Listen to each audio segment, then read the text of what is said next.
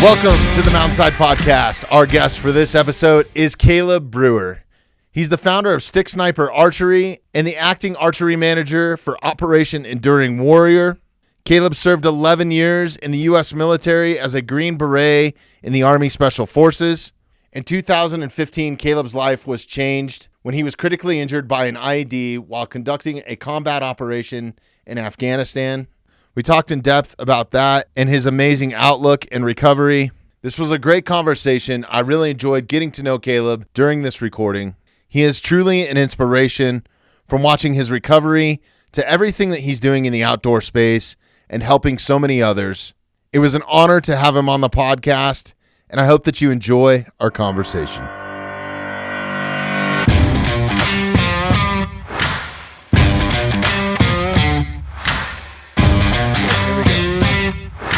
What's up, Caleb? How are you, man? Hey, how you doing, Bobby? I'm doing excellent, man. We're finally doing this.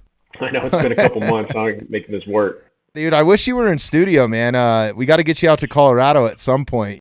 Just getting back from New York, and it's actually, I got back yesterday, and this was the first time I traveled where I kind of felt like the world was maybe getting a little bit back to normal. Like New York City, there wasn't a bunch of mask mandates and that sort of stuff. It was kind of surprising, man. I was actually blown away until I got to the airport. It was kind of like whatever. So, yeah, I haven't flown a lot lately. I've been doing a lot of driving, and most of my travels have been for hunts and 3D shoots and stuff. So more often than not, I'm carrying gear with me. But I just haven't flown a ton, so it's kind of nice to not have to worry about all the rigmarole of the traveling nowadays. So it's good to hear that it's kind of going back to normal. Yeah. It's nice for it to go back to normal. This was the first time. It's not 100% there yet, but I feel like we're at least headed in the right path. So, yeah, you're traveling tomorrow or something, aren't you? You're headed out someplace? Yeah. Yep, I'm traveling tomorrow. Me and the family, we're going to Disneyland. My girls love Disneyland. Okay. And so, yeah, we're going to take them on a spring break vacation. Partly because I'm going to pay some dues because I travel a bit for all the stuff I do. And so I want to spend some time with them, and they just love the place. So, for me, it's interesting because I got to walk around a ton usually. And last time we were there for about 3 days and we walked like 15 miles, and so my legs were smoked. Oh God. And it just kind of just helps you get better. Like, I mean, not getting a little bit ahead of myself, but I got injured overseas. I'm missing both legs due to an IED, and so walking on prosthetic legs. And when you're walking in Disneyland and it's pack to pack jammed with people at your shoulder, people don't look down at my legs, and so they accidentally bump into you, almost knock you over. And then there's just all the stress of like finding out where the proper step is to take, because like they have all those cobblestones and then there's steps everywhere. You got to step onto the rides and everything. So it's kind of like a little bit of a training for me. Yeah. Both mentally to have some patience and then physically as well. So it'll be good. Yeah, it's wild, man. I find myself having a lot more patience in the woods or like in my own element, because I live in a small mountain town now, or semi-small. But yeah, you get me in a crowd, man, especially like a Disney setting where you got all the music and all the lights and all that stuff. It's a little bit uneasy for me. I'm much more comfortable in the middle of nowhere. Oh yeah. Yeah. Oh yeah. But I'm doing it for the family, man. Yeah, no, you so have all good. to, right? I mean, I'll spend every second. No, that's super important, man. That's awesome that you're doing that. I discovered you through a Black Rifle Coffee Outdoors post. It was a short video. We share a passion for archery, and that's one of the reasons why I wanted to have you on, and I hit you up last minute to get you in here. We did talk, what was it? Probably like 3 months ago for the first time.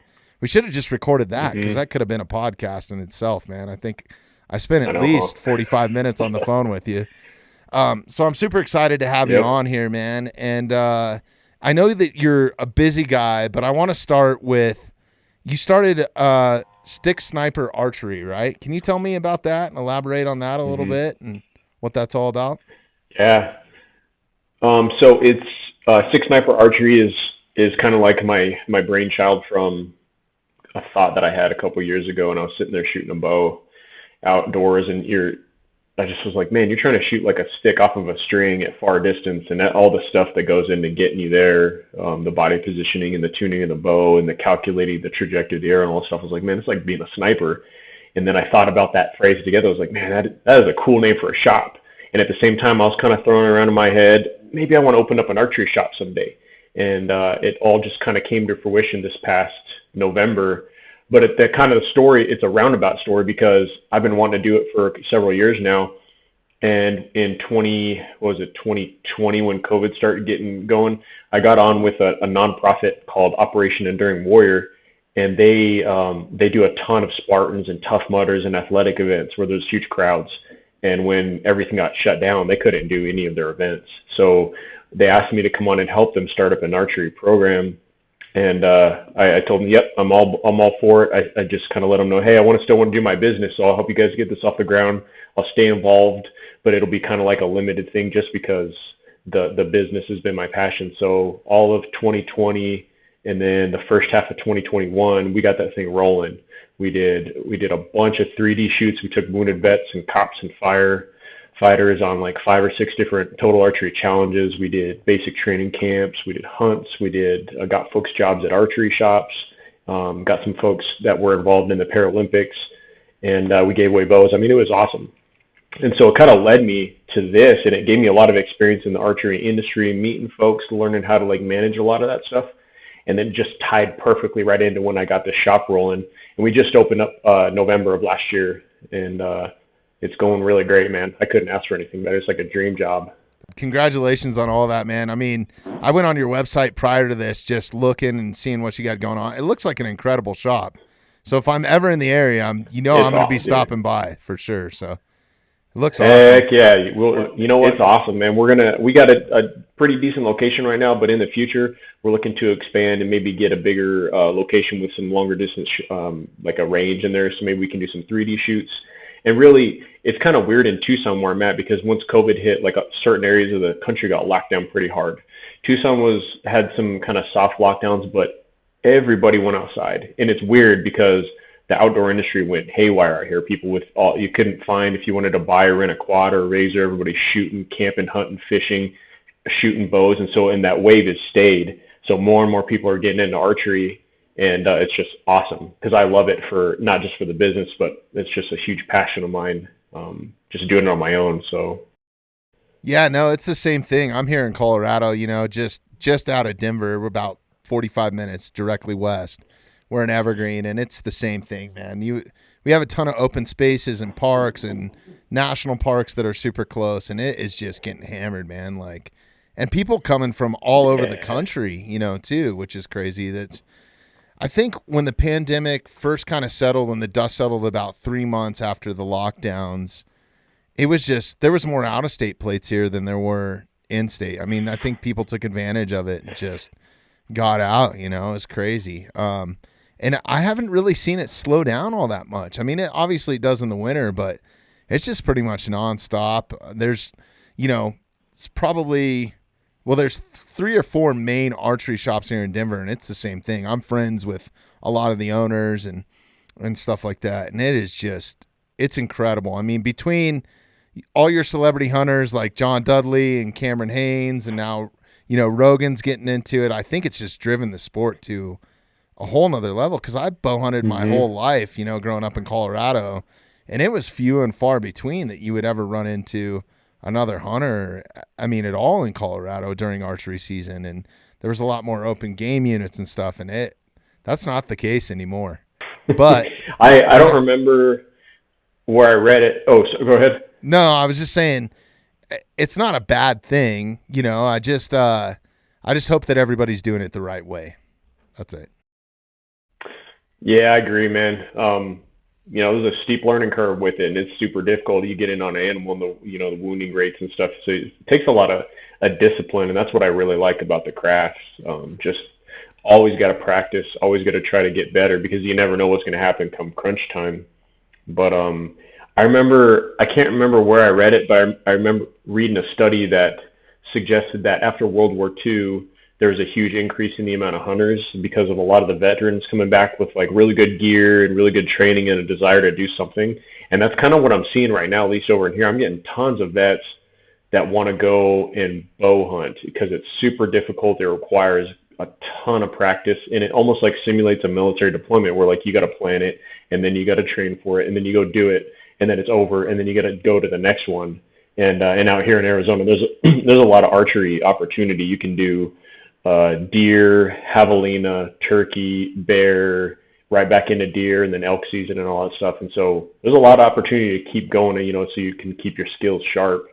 And at the shop, we're seeing a lot of folks right now just found out about their draw results in Arizona. So tons of guys are coming in and buying bows because there's a lot of out-of-state hunters applying to Arizona right now. So yeah, that's I great. can't remember the numbers from last year, but this year we had 17,000 extra non-resident people applying just for the elk draw on top of whatever. So it was like well over 100,000, 150,000 folks, something like that. So it's a lot of people getting into it. It's hard to draw. So then when you do draw, you want to make sure you have the best equipment, and then you train up, and it's kind of like very far and few between for those kind of tags nowadays here. Oh, totally. I mean, Colorado, that's one of the great things about it, and it creates so much revenue for the state. Because I think it's one of the only states where you can come in as an out-of-stater and get an over-the-counter elk tag. Obviously you're not going to be able to go into certain game units, but it's probably a good portion of the state. I would say maybe at least a third to maybe half of the state is open game units. So it's crazy that you can just you can literally walk up to a counter at Cabela's or wherever and say, "Hey, I want an elk tag." You're going to pay, if you're out of state, you're going to pay through your teeth, but yeah, you can walk up to any counter and get an elk tag or apply online or whatever, so that's pretty incredible. And I'm hoping that it stays that way too, because I think it's really good for the state too, as far as that's why we have so much infrastructure here in our public lands and all that sort of stuff. One of the coolest things that you kind of mentioned in that short video that I'm super passionate about is kind of the history of archery, right? I thought that was really cool that you brought that up, because I don't think a lot of archers do. And I've been reading some crazy books and that sort of thing, but it's also why I'm intrigued with blacksmithing, right? Because those guys are really the first ones that started forging weapons, and well before that was the bow and arrow or a spear, right, that was chipped out of rock and made out of sticks and all kinds of different stuff. Have you looked into the history pretty heavily? I mean, you mentioned the Mongolians and some other things like in that, but where have you been reading up, or where have you been getting your information? Because I'm curious to find some new stuff. I'm still learning a ton, man. I absolutely, Fred Bear is one of the biggest resources for info on archery, man, because he's been all over the world. He's researched everything, and it's just incredible. And you think about any movie from 100 years ago, 1,000 years ago, has anything to do with any kind of hunting or combat. There is a bow and arrow in that movie or the book. They talk about it because it was like a critical tool to go get food, and then it ended up being combat, to defend their home and everything. It's really cool. It's depicted in every kind of history and almost every major culture in the world. So it really, it kind of calls to me, particularly because we live in such a world where there's so much technology. It's so fast paced. You have so much stuff going on. And when you can go out and you can shoot a bow, it really just brings you back. It almost connects you with like a lot of your ancestral feelings. And then at the same time, it's incredibly calming, because like you shoot and you have no capacity in your brain to think about anything else other than shooting that arrow. And that's the craziest thing about I've seen with like folks that are, have some struggles, that I try to talk to them. I say, hey, this is what's going to happen with the bow. And they don't realize, like, you can't comprehend, hey, I'm going to pull back and I'm going to aim and I'm going to have nothing in my mind other than shooting the arrow. I'm going to use my body and my strength to hold it back. And when I release, it's almost like a release of tension. And then that arrow goes off, and then it's like a feedback loop when the arrow hits the target. It's like almost active mindfulness to me. And I just think about how people did that back, hundreds and thousands of years ago. One particular book that was super fascinating to me was called Empire of the Summer Moon. I don't know if you read that. It's about the Comanches. Yeah, it's an awesome book. It's such a good movie, or a good book. I love that book. I mean, it talks to some brutal facts about history. Don't get me wrong, some uncomfortable stuff, but just thinking about how the Comanches and all these other tribes fought off of horseback, shot off a horseback and then went after the buffalo with spears or bows or whatever they're going to do. Like, it's just incredible. And I know that I'm shooting a compound bow nowadays, but my next goal is to get into trad bow shooting and see where that leads nice. me. Yeah, well, you got to come out to Colorado then to do that and visit with the Clums. I don't know if you're familiar with them. We've had Tom Clum Sr. on the podcast, and he's been a longtime family friend, and they've had an archery shop here for years. But they're incredible, man. So good people here, and that's awesome. Their traditional shop is insane. You need to just come see the shop, man. It's I think that they probably have the largest stock, or they did at one time a few years ago, of like traditional bows. So they probably have at any given time 300 to 400, long bows in there, recurves. They have a compound side of it too, but just good people, man. Salt of the earth too. Good dudes. Damn, that's awesome. Yeah. So let me know. I'll help you make that connection too. I'm sure that they'd love to help you out. Awesome.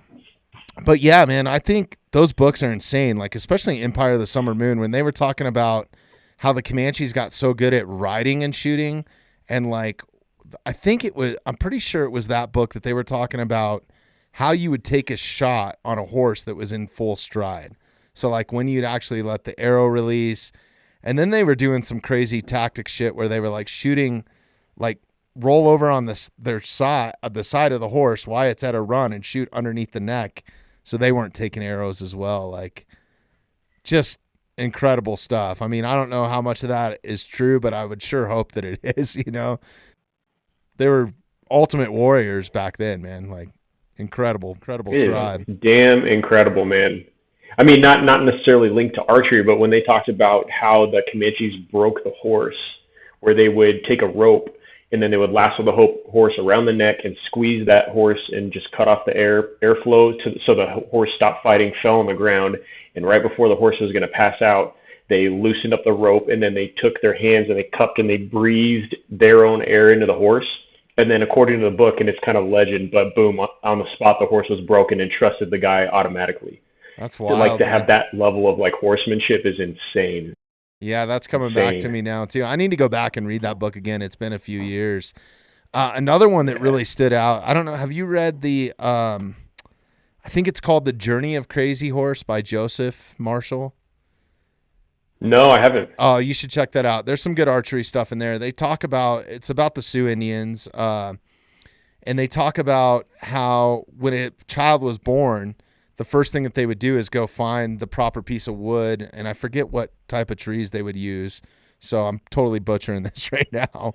But they would find a piece of wood to make a bow, and they would hang it in the top of the teepee for 5 years and let it cure from the smoke. And then when the child turned 5 years old, or however many moons, or however they judged that, they would give the kid the bow, and they would have them start shooting and that sort of thing. So there was this whole kind of like tradition with that, right? Like the day you were born, you were going to have a bow. You might not hold it in your hand for 5 years, but I thought that was pretty cool. And what really impressed me is, I shoot a compound, I have a recurve, and I brought this up on the podcast before. Everything is so mechanical these days. Like, you have a release, some of them go off a tension. I have an adjustable sight, that I can adjust out to like 100 yards or something. I'm shooting a Matthews V3, so that thing is just like mechanically engineered to the max, right? Like the science that's behind archery now is incredible. And, I'm happy if at, 80 yards, if I'm hitting within a pie plate, right? Like, totally stoked. And they were talking about these kids, as they would start to learn, as they got older, they'd have them hunt small game and stuff, but to practice when they weren't hunting, they would shoot at these rolling hoops. They would make like little hoops out of a piece of wood or something. They'd roll the hoop and they'd try to shoot their arrow through the hoop. Not to mention they're making their own arrowheads. They're making their own arrows. They're fletching their own arrows with feathers, that sort of stuff. So not every arrow is perfectly balanced and stuff, but once the kids got to kind of that teenage years or even before that, they would get so bored at shooting at the hoops that they would start shooting grasshoppers as they flew off. Like, I don't know if you've ever walked in grasshopper fields where, they'll just take off and start flying. They'll fly 10 or 15 feet, but that was the practice. And I was like, man, I'm I'm not anywhere close to that. So I just thought that was pretty cool. That's incredible, man. What was that book called again? I think it's called The Journey of Crazy Horse. Sarah, is that something that you could look up for me and just chime in when you find it? I think it's Joseph Marshall is the author, and it's I think it's called The Journey of Crazy Horse. It's a great book. Yeah, I'm gonna look that up. Yeah. We have so I'm in Tucson, Arizona is where I live, and we're out on kind of in the boonies, and we have these little ground squirrels. They're called a black-tailed ground squirrel. They're, I don't know, like 6 inches long, and they're everywhere. So I started practicing trying to shoot those suckers with my bow. Yeah. They're a pain, but it's like I can't even imagine shooting a grasshopper. Oh no, I couldn't. I mean, even with my compound, I couldn't imagine. So imagine doing it with a longbow that's made out of, you probably have some sort of rawhide in there, string, and not a perfectly straight arrow, I would imagine. So pretty wild. The instinct that you have to be able to shoot like that is insane. Like no sight, no nothing, just straight instinct. And I think that's a pretty big distinction between like what we shoot modern day compound bows versus a recurve traditional bow like that, because we can line everything up, calculations, real science based. But then on a traditional bow, it's all instinct and knowing to drop your arrow and how far you can shoot and all that stuff. Oh, and yeah. It's really amazing to subconscious aiming, all that sort of stuff.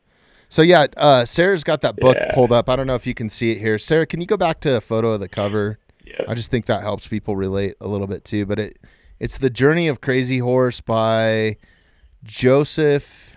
Is it? Oh, I just lost it there. Joseph M. Marshall III, I think. Great book. The audiobook's really done well as well. So definitely check those out. I'm more of an audiobook type dude, but yeah, no, that's a good read. You should definitely check that out. And there's a whole little section in there on archery and kind of some of the traditions and stuff. Thank you, Sarah. I'm sorry. Go ahead.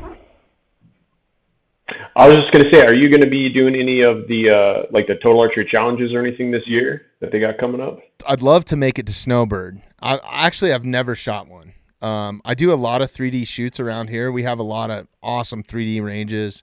Some of the archery shops put them on. We have an incredible one here called American Bowman just up in Bailey. And they have about 40 targets, and there's some shots off of cliffs, and it's a big piece of property. I don't know how many acres it is, but there's a few 80, 85-yard shots in there, I think, are about the longest. But they got 40 targets of. They're nice targets too, and they change up the course a lot. So shout out to those guys. That amazing setup, amazing group of guys. But yeah, I would love to make it. I'm going to try to make it to Sunlight Mountain this year. I'm actually going to block it out in my schedule, because that's what happened last year is I actually had it all arranged to go, paid for all of it, and I had to bail on it at the last minute. I couldn't even give my tickets away to anybody, which was a bummer. So I'd had it all scheduled out, but I'm gonna make it a point this year to try to hit that, and I'd love to go to Snowbird, because I know that that's the big one, right, in Utah. I need to check and look, because I couldn't remember which one they're doing in Utah. Well, I know for sure they're doing Park City, and last year they had Park City and Snowbird and Snow Basin. Okay. And I don't know the other two. I know for sure they're doing Park City this year. That's the one I'm going to take my family to. It's at the end of July. But it's just an awesome event, and I love 3D shoots. They are just so much fun. They're like a more interesting version of golf for me, because I'm not a big golfer, because you just go from point to point, you shoot, dude. And it just everything about it. Like you have to train, you have to practice your bow setup. I mean, people will have setups for different styles of shooting. Like they'll have a hunting setup for elk, they'll have a hunting setup for deer, and then they'll have a 3D shooting depending on what you're going to do, because like when you're shooting 3D, you're typically shooting way farther than you would in a hunting scenario. So some of these shots are pretty far. I remember last year in Park City, we did the prime course. Me and a buddy did a prime course, and one of the shots was a full-size moose 3D target, which is a pretty expensive target to have a full-size foam piece of foam that's in the shape of a moose. Yeah. And that was 109 yards across a lake, which is beautiful. And then you walk back to back, and then the next shot that's right after it is uphill at a pretty steep angle at 120 yards at a full-size buffalo. And you're like, this is just amazing. You're at the top of the mountains, hiking around, shooting. The scenery is beautiful. It is awesome. And I love hunting. I wish I could hunt year round, but it's like a good place, like a filler for hunting, since hunting season doesn't run 24/7. I'll be 100% honest with you, man. I enjoy that more than I enjoy hunting sometimes, because it's like you're out with the boys. It's, my kid can go with me a lot of the time, and it's just a kind of a fun atmosphere. The people are cool. It's definitely a community type deal, and it's a lot of fun. And I love the challenge of it, man, because to shoot a perfect score is almost damn near impossible. I mean, obviously the vital signs in a moose are huge, right? So a lot of times they put those a lot further out, but like at American Bowman, they have a 3D pheasant that's like flying off this fence post. And to hit a 12 ring in that, I mean, you're trying to put your arrow in the size of a dime, and that might be a 30 or 40 yard shot, but still, like that's pretty crazy. And not to mention, you don't have like a little fluorescent thing to aim at or anything like that, right? You kind of have to shoot it with your binoculars. Some of the 3D shoots I've been doing, the ones I enjoy the most, because it's just that much more of a challenge, are the ones that don't let you use rangefinders. Does Total Archery let you use a rangefinder during that shoot? Yeah, they're I don't know if they consider it a fun shoot, but it's a non-scored event. Like it's not competitive, so you can range find, you can move as close as you want or whatever. Yeah, but those unknown distance shoots are tough. They are tough to be able to just know the distance and then try to hit something the size of a quarter or a little bigger, not knowing how far it is. I mean, it's super impressive to see folks shoot that. Well, and it's crazy too, because like a 3D moose at 80 yards, right? If it's a big bull moose 3D, you might judge it at like 55 or something, and it's really at 80, because you're just not used to shooting at that big of targets. Like I have some 3D deer in my backyard and like, so, some nice targets and stuff, but I really enjoy going to those. And a lot of like my backyard's pretty flat ground, right? So to just sit there and shoot on flat ground, there's all kinds of different stuff that happens when you're trying to shoot down a cliff and see through your sight. And I mean, I think that's where their traditional stuff comes in too. Like there's a couple that I go to that's put on by Rocky Mountain Specialty Gear here, and they have a fence set up, right? And there's different stakes to where or cones or whatever they put up for whether you have an adjustable sight or you're shooting a traditional bow. But there's a couple of them where you have to like shoot through a split rail fence, and you either have to, get real tall over it, or the traditional guys can go like kind of on their side and shoot underneath the fence, which is kind of cool. But yeah, that's so rad. It's so much fun, man. There's so much challenge in it. And I'm not much of a golfer, but I enjoy that, man. Like you said, it's a lot like golf to me, I guess, or that's my sort of golf. So couldn't agree more with you on that. So are you going to hit a couple specifically or this year? Yeah, I'm doing Park City. I'm going to take my family. I've gotten about 7 family members in so far that are never shot before, that are super excited to go shoot Park City. So that's the implied awesome. task was to get them bows and get them shooting. So we're shooting once or twice a week out of my house, and then we're going to start gearing it up a little more. We have some local, like, kind of walking 3D courses, and it's pretty exciting. It's going to be a really cool family event. And then I'm actually heading to San Antonio in April for the San Antonio Total Archery Challenge. But right before that, Black Rifle Coffee is doing a veteran shoot. And I don't know if you had been familiar with it or if anybody else is, but basically they've been running, this will be their 3rd year doing a veteran adaptive archery shoot. And this will be the 2nd year that they're hosting it at their range. They have a huge ranch, and they're creating a couple 3D lanes. They're inviting, I can't remember the specific number, but I think it's going to be well over 50 wounded vets. And they're going to outfit them or let them borrow whatever equipment they need, teach them how to shoot. John Dudley will probably be there. A lot of Elk Shape was there last year. And then they're going to have those track chairs, which is an electronic wheelchair that has tank tracks, so that a person can go through the woods and go through some pretty gnarly terrain and go on a 3D shoot. And last year was just awesome. So I'm going to be heading out there in April. And then right after that is when the Total Archery Challenge in San Antonio is going to be. So it's just that's a perfect so awesome, back-to-back trip. That's what's so incredible about that company. Yeah. They're one of our sponsors here. And, they actually, Baker connected myself and you. Like as soon as I saw that video, I called up Baker and I was like, yo, I got to talk to this Caleb dude. Like, can you introduce us? And I think we were talking a half an hour later or something, you know, but, just an incredible company with incredible people. And the way that they give back, I think, is no better because, you know, you can give somebody a pile of money, but I think the experience, especially, and I never served in the military, but all my most memorable experiences come from being in the outdoors.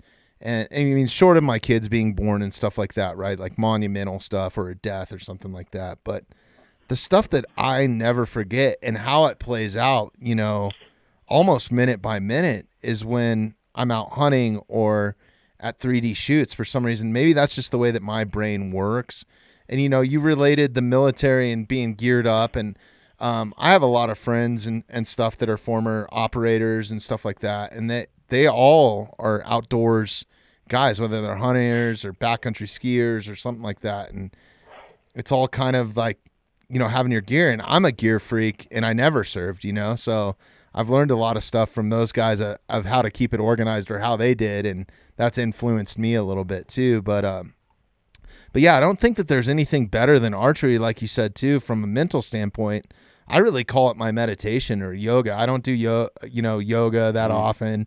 If I do, it's very minimal, like some DDP stuff. You know, I'm gonna throw up some diamonds or whatever. But, you know, other than that, it's archery. It's something that I try to do daily. It's so hard when I travel. I mean, I've built some stuff just to work on my release. You know, like just a little piece of 550 cord that's set at my draw length with a D loop on it, and I travel with my release, and then I have an arrow puller to use kind of as like the riser on that. So I shoot back tension, so I just try to stay sharp on that. But that's something that I do daily.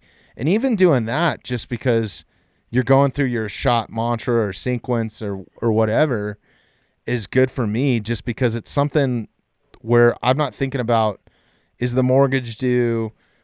You know, do I have to go do this? What's the next podcast? You know, that sort of thing. It's something where I just focused on archery, you know, and you kind of have to, especially when you're shooting at a long distance.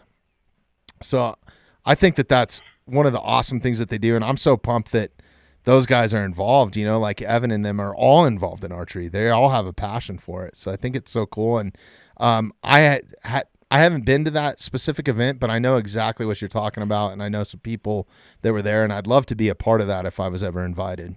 So if you're listening to this, Baker. Yeah, man. It's I'll come help. I'll come take out the there trash. We go. Dude, there's one thing specifically that stuck out to me, referencing Black Rifle, and since Black Rifle just went public, became a publicly traded company, and Evan was up there speaking about it. And one thing that really struck me is when he said that they need profit should not be just for the sake of profit. Profit should have a purpose. And I was like, man, that's a super deep, super thoughtful thing to say, because it's easy to get sucked up into just making a ton of money, especially if you're really successful. But everything that they do across the board has a huge give back portion of it. Everything they do, everything they've ever done, they've done a lot for a lot of people, and not necessarily just in the aspect of like giving them something, because you can give people things, it's really cool, but it's about like the experiences and what the meaning is behind it. And I remember, so this will be the third veteran shoot, but the first one, which was in Snow Base in Utah 3 years ago, that was huge. I remember going there and not knowing much about archery, and then being super just surrounded by experts and surrounded by a bunch of people that just wanted to shoot, and then seeing the smiles on everybody's faces. Yeah. Shooting these long shots. I mean, I remember we went to it was crazy. We were there in July, and we went to the top of Snow Basin in July in the summer, and it was kind of flaking and snowing. It was chilly up there, and it was awesome to be up there. And we had like 20 or 30 vets. We had several folks in wheelchairs. We had a bunch of people missing limbs, and they trucked us up there on ATVs, and they had track chairs up there, and they were lifting people's chairs and carrying them to the start, to the shoot points. And they were shooting some gnarly shots. Like there was like a 75-yard shot across a canyon at a mountain goat foam target with like 20-mile-an-hour wind gusts, and they had all of us shooting to see who could get the best shot. The dude that won, Jonathan Blank, he had hardly ever shot in his life before. He's a super high amputee on both sides. He got injured in the Marine Corps. Great, great dude. And he'd never shot before. He was so into it that he won. He got the best shot out of everybody. And everybody's all cheering awesome, and clapping, and then we all went and that's so rad.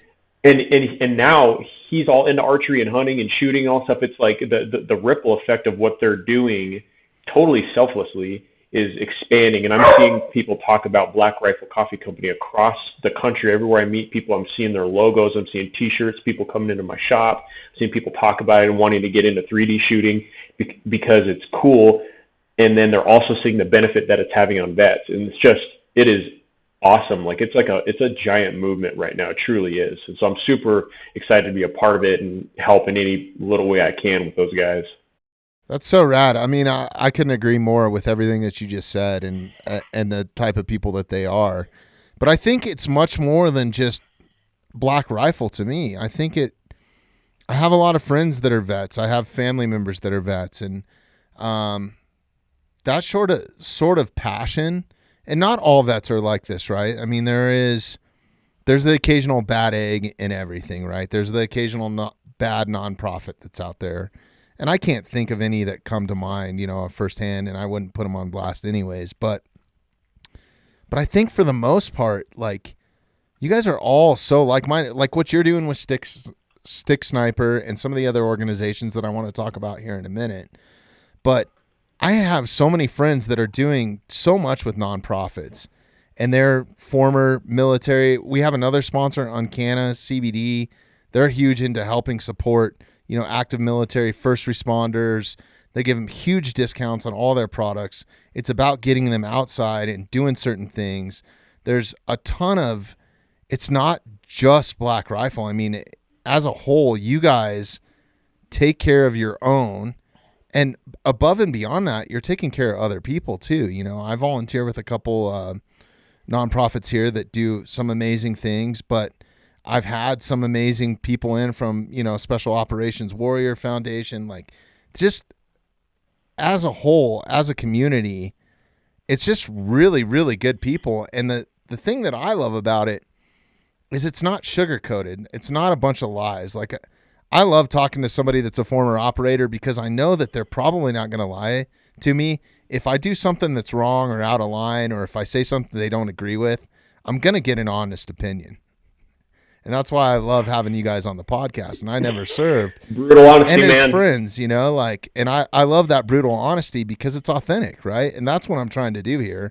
I'm just trying to be myself. It's not, and I think that that's one reason why these programs are so successful, is I think that you guys honestly care about it 100%, if not more. Absolutely, man. And so for me, that relates to this. When I first got injured back in 2015, I was 11 years in the military. I was overseas in Afghanistan, Green Beret, top of my game, happy as can be, doing I was like, yep, I'm at the tip of the spear, doing everything I want to do. Life is great. I'm super proud of everything I accomplished. And then bam, get hit by an IED, going into the whole medical rehabilitation scene. And then that whole identity of being a special operator was just stripped.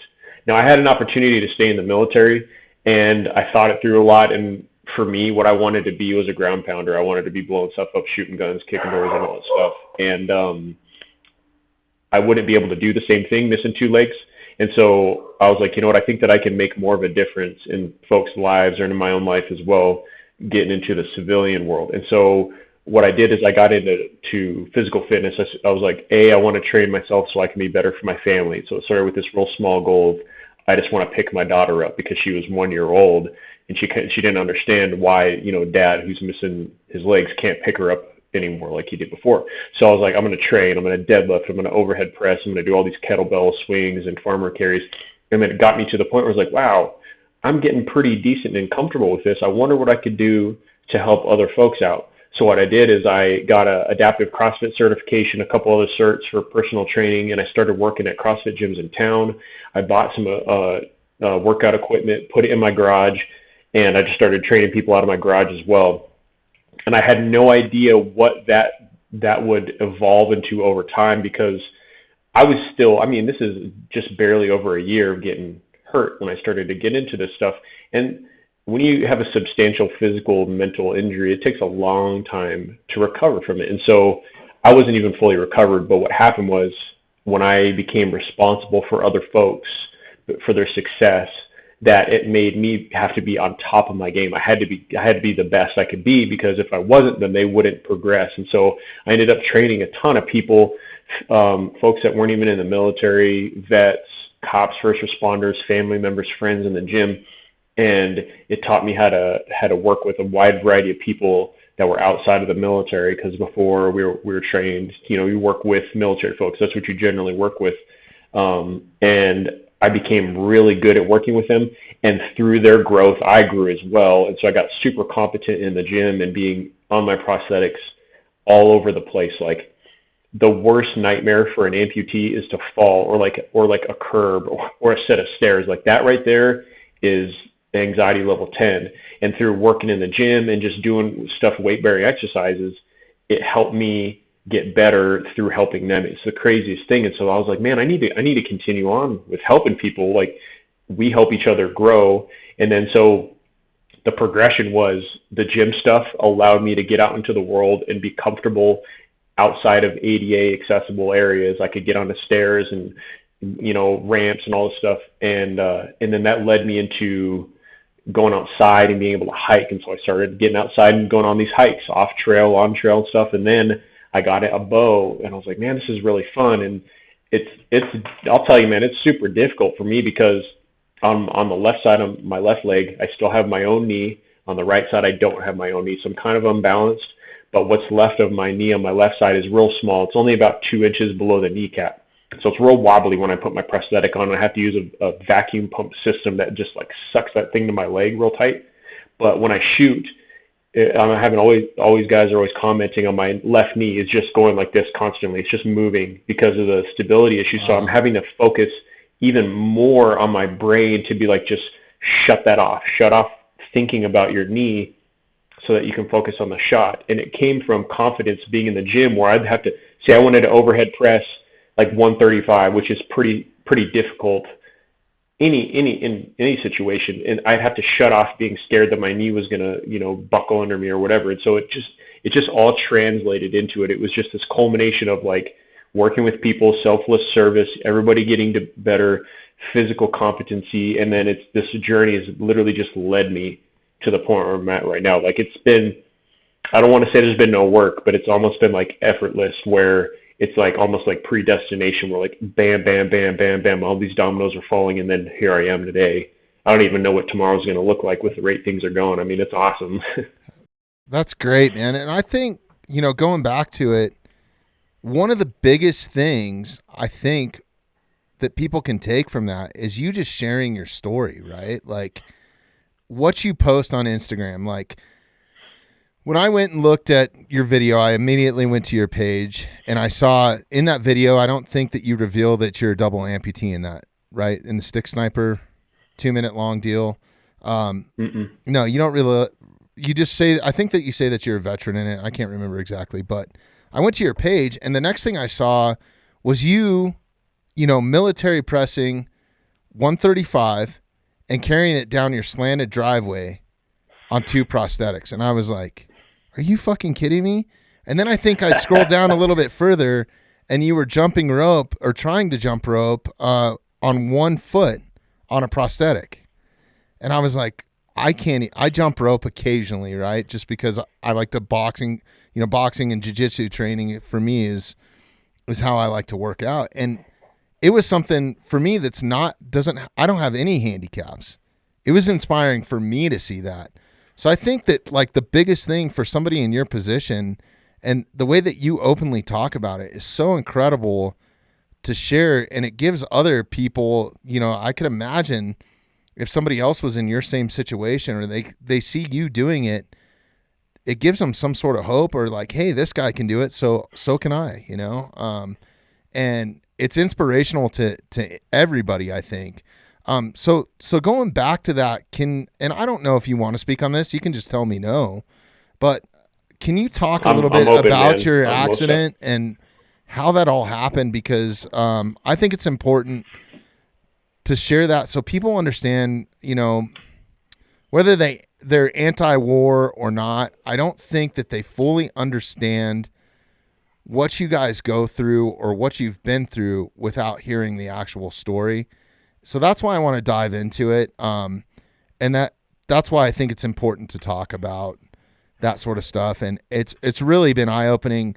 If I didn't have so many friends that were former SF or Green Berets or SEALs that I've met over the years, and I've been so fortunate to kind of fall into that community and have friends in that community, and the stuff that they shared with me has been unfathomable. You know, it's tenfold, and it's really eye-opening. And I don't think that people fully understand when they're just spouting off on social media, like, you know, that are bashing what you guys do. So I think it's important that we share those stories. So if we could dive into a little bit, you know, maybe your background. I don't know. Did you grow up in Arizona, and kind of what got you into the military, and then, you know, the highlights of your career to up till the day you were medically retired? If we could just kind of go through that, I think it's important. Yeah, man. I'll preface this by saying there's a book that's out, and it's about my time in Afghanistan, tied together with another team, an SF team up in the northern Afghanistan. It's not. Jack Carr, he did a review. A good buddy of mine did a review in that book, and he said basically what it is. It's an uncomfortable truth, and that's the best way that I've ever heard somebody describe that book. Because like a lot of times when you read the book, everybody likes the standard plot line, you know, the villain and the hero prevails at the end. This book's about like actual things that happened, and there's a lot of uncomfortable things in the book because when I was there in Afghanistan, it was kind of a weird transition period after the war had ended, right before Donald Trump became president. It was when Obama was still president. And there's a lot of stuff in there. But the book's called Eagle Down, and it's by Jessica Donati. And she was a Wall Street correspondent. She was the bureau chief for Afghanistan for like 4 years. She is very, very smart and wrote an amazing book. A lot of details, a lot of tragedy and stuff in there, but it gives folks a good idea of what was happening, because during that time, nobody's really talking about Afghanistan at that time until basically this recent drawdown. So it has quite a bit of detail in there on that book. But as far as myself, I grew up in Tucson, Arizona. I'm an Arizona boy myself. Grew up always outdoors playing.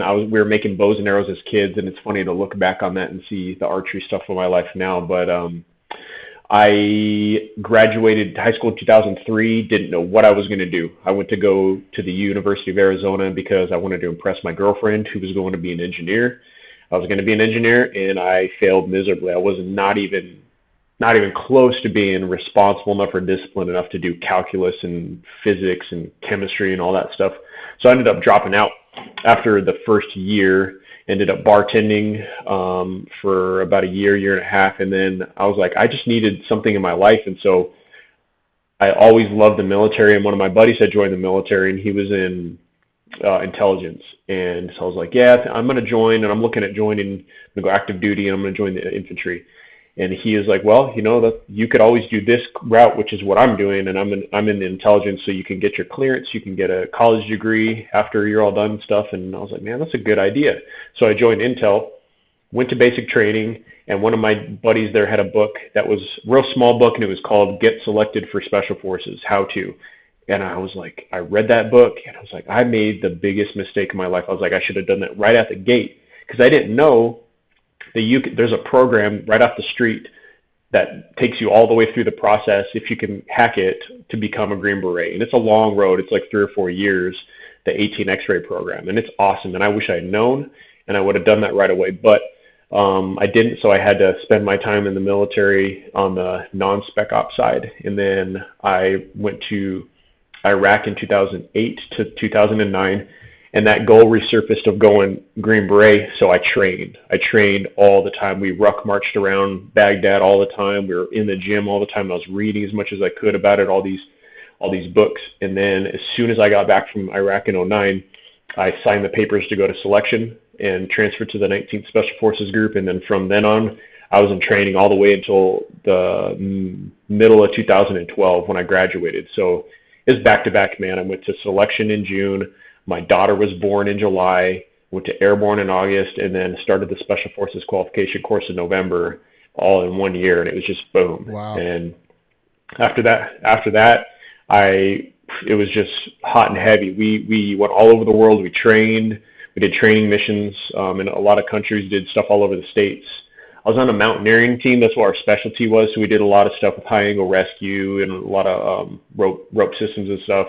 Did a bunch of training on Mount Rainier. We went to Morocco and trained with them, with their mountaineering guys, and it was awesome. And then in 2015, our team got orders to go to Afghanistan. The war had officially ended in the beginning of the year. And so when we went there, it was kind of tumultuous because we're supposed to be handing over responsibility to the Afghans. Like, we'd been here that would have been 14 years at that point. And said, hey, Afghanistan, it's your turn to take the reins. We're going to take back seat.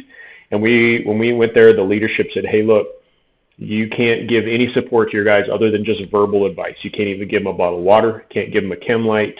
Heck no on the air support. That's it.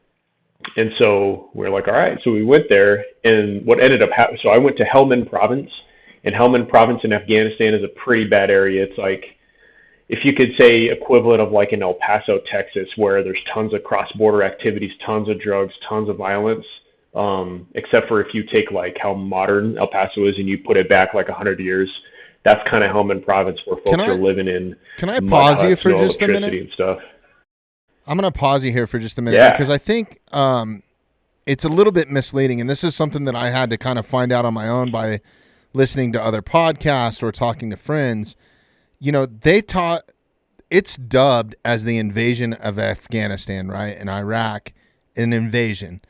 But really what was happening is you guys are going there to partner force with Afghani troops, with Iraqi troops, in a lot of these situations. And you're trying to basically, if you could view ISIS or Al-Qaeda is almost like a cartel, man. Like, just doing brutal shit to people, right? Like, I mean, throwing them off the top of buildings, beheading them. Like, they're just bad people. They're evil people, right? And I think that a lot of people, just in general, that I've found, and this is totally ignorant to think this way, but they think that we were there like fighting all of Afghanistan. Like, that's the thought process behind a lot of it. So I just think that it's important to know that you guys were there as like partner forces trying to support. And then from 2015 on, right up until this past year, right? Yeah, supporting. Man. That's kind of and I have a lot of folks ask me questions about what is a Green Beret, because there's the Green Beret, and then there's Special Forces, there's Special Ops, there's Special Operations Forces, there's Ranger SEALs, all these elements.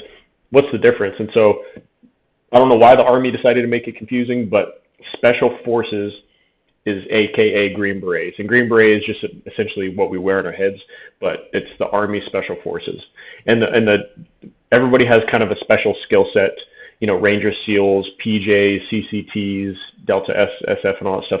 What we do specifically is all of our missions are by, with, and through a partner force. So we're not going to do stuff unilaterally ever in a country. Ever. You just said that way better than what I was trying to explain 5 minutes ago. Dude, we don't. We have to have somebody that works with us. So whenever, like, we went to the Philippines, we were doing stuff with people in the Philippines. Right.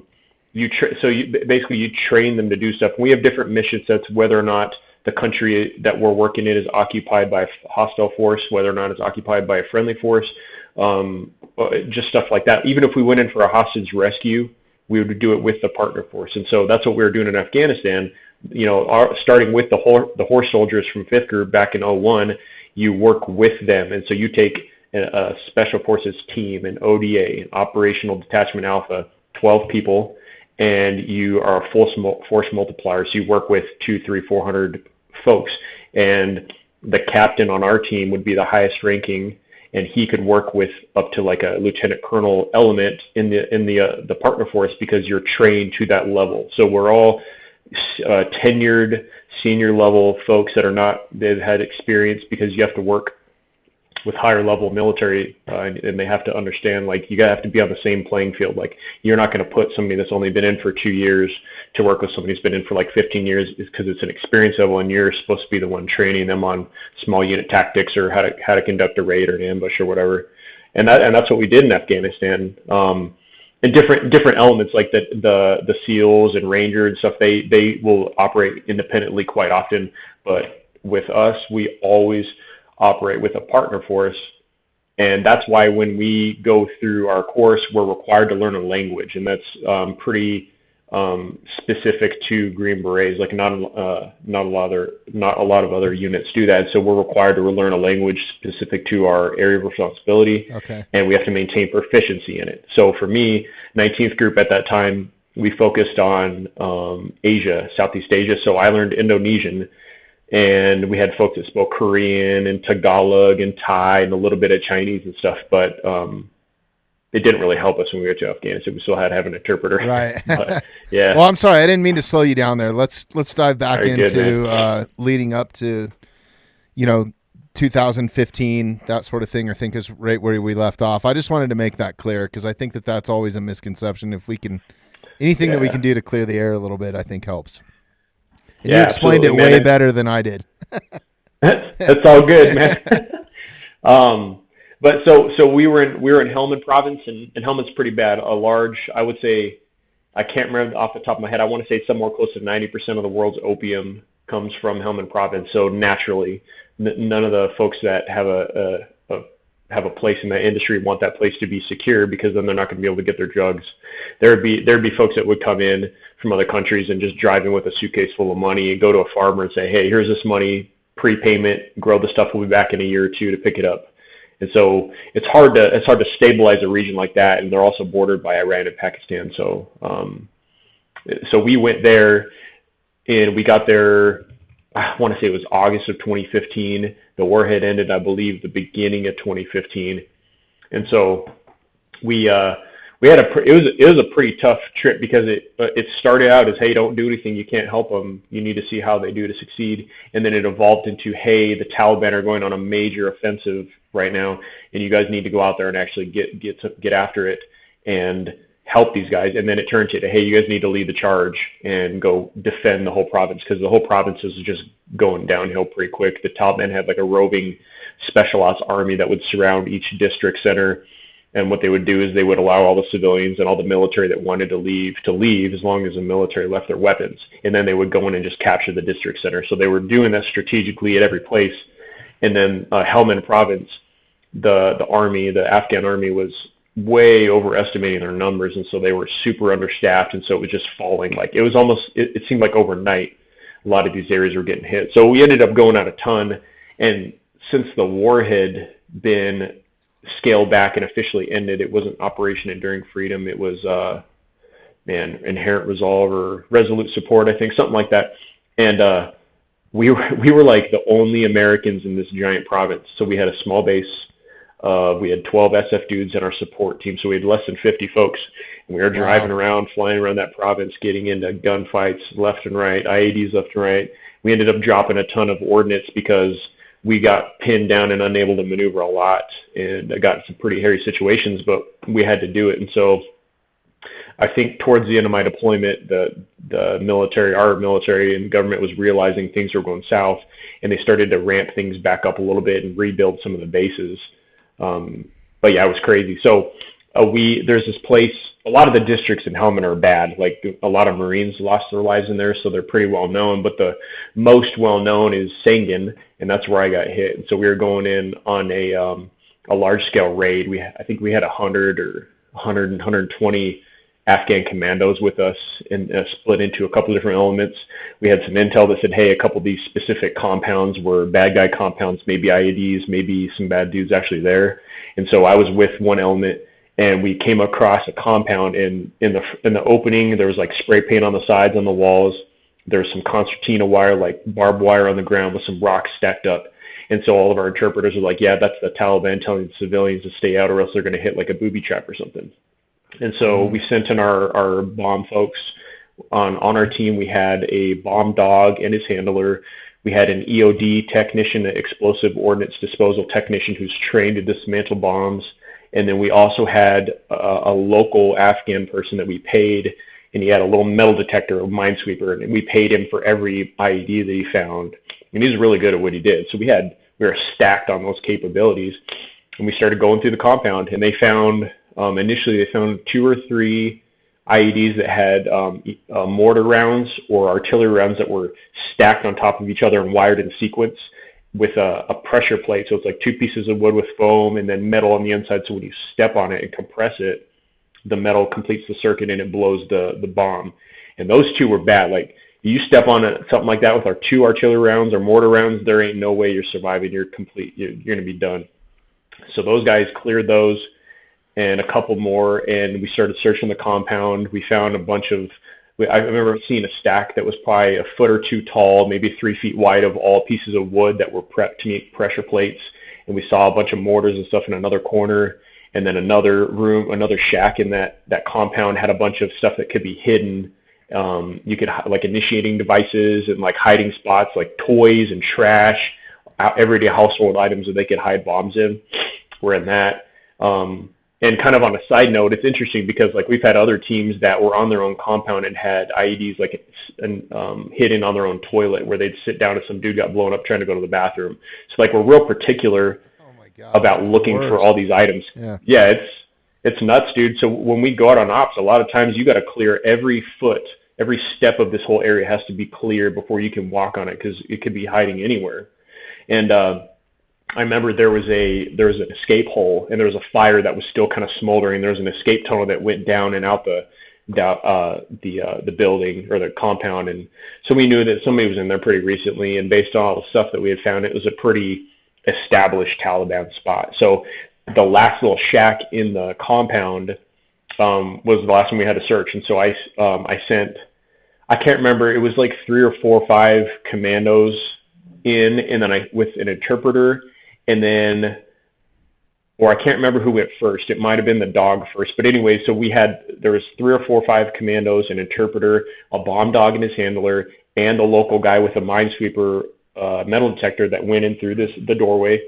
And then they went in there and they found a hole in the ground in the corner, and there was a bunch of white powdery substance that looked just like HME, which is homemade explosives, the kind of stuff you hear people making, like fertilizer and all that stuff. So that's what it was. So I walked in and said, yep, that's that.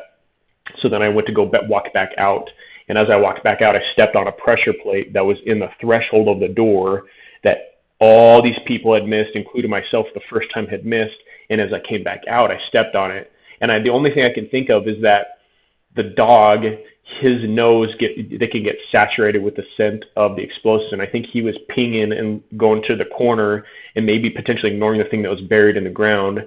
And then the minesweeper, I don't know how, maybe they used some kind of material that wasn't gonna, like, as metallic and didn't ping. But anyways, and I was loaded down with more gear than everybody. I had, like, all my kit and everything, so I was a lot heavier than anybody in there. And so I think that might have been just the final straw, that the extra weight popped it off. And if it had been sitting for a long time, maybe some of the dirt had hardened. But anyways, stepped on it, boom. I remember being thrown in the air. You know, it felt like I was like flipping around in circles, waking up very shortly thereafter, sitting in a giant crater. And then I looked down and I see my legs. My right leg was completely gone, except for, I think it was my tib or fib was just sticking straight out. Just the bone was completely polished. And it's weird that sticks out to me. But it was that, and then my left leg was there, but it was kind of like in pieces, like sideways and all stuff. And I remember having like a moment of like freak out. You look down, and you try to move your legs, don't move, and you just like, oh my God, what's going to happen? I'm going to die. And then the weirdest thing happened. Training kicked in, and it's probably, you know, divine intervention. But I don't know how I did this, but I went to go pull out my tourniquet, and I started throwing my tourniquet on my right leg and starting to put it on my leg. And I don't know how long this took. It was probably a short amount of time. And then by that time, the dust had settled, and then the rest of the guys obviously heard the explosion and started coming to me and then getting me all taken care of. And then they hooked me up with some ketamine, which is a pretty strong painkiller. It's used for a horse tranquilizer quite often, but it was given because it's like real quick and real strong. So they gave me that. And then from that, all the dudes in the room got messed up with shrapnel and stuff because of all the blast over pressure bouncing off the walls. And so I remember my interpreter lost both of his eyes. The dog almost lost his leg and his tail, and then the dog handler, he got a bunch of shrapnel on his back, and I don't remember what happened to the other guys, but it was bad. And I remember the first guy on the scene was my warrant officer, and he told me that everybody was screaming. Everybody else was screaming, and for some reason, because like, I don't know, I'm pretty sure it was shock, because my body shunted off the blood flow, so I wasn't like shooting out blood. Like, my body just shunted my blood vessels and kept my blood pressure, my pulse completely normal for I don't know how long, for a couple minutes. And then by that time they got to work on me, and I'm not saying this is just weird to hear because I don't remember it, and he told me, but he said because I was able to be calm, it helped the medics work on me very calmly and not get that like anxiety and start freaking out. And then I remember that our main medic that had the stretcher and everything was like a ways away. So they found a Taliban freaking stretcher in the compound, put me on that stretcher, and then got me on the bird. And when they called for the helicopter to come evac me to get me, Taliban started shooting at us because they knew that something was up. They heard the blast and started shooting. So all my guys had to get on the walls. They were in a firefight. And then the helos came in and landed in a really small opening and picked me up during an active firefight and pulled me out. And that same medevac crew had some pretty hairy situations later on that are actually in that book, Eagle Down. And they ended up getting awarded a huge award in Washington, D.C. for Medevac Crew of the Year because of a lot of stuff that they did. So wow. I was set up for success from the moment right there. Like, them getting me out of there real quick was just awesome. Well, it's incredible that, for sure.